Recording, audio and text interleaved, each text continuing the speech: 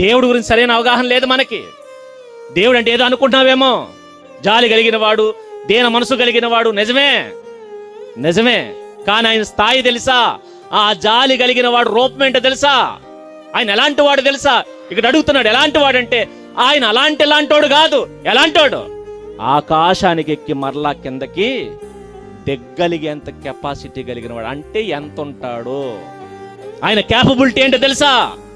భయంకరమైన గాలి మీదకొస్తుంటే ఒంటి చేత్తో దాన్ని ఏం చేస్తాడట?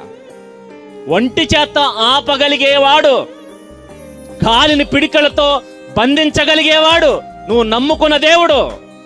నువ్వు ఏ సన్నిధికి అయితే వెళ్తున్నావో, ఏ మందిరానికైతే వెళ్తున్నావో, ఆ మందిరములో ఉన్నవాడు అలాంటి ఎలా ఉంటాడు కాదు. మరి ఎలాంటి వాడంటే, గాలిని సైతం, ఎలాంటి గాలినైనా ఏం చేస్తాడు?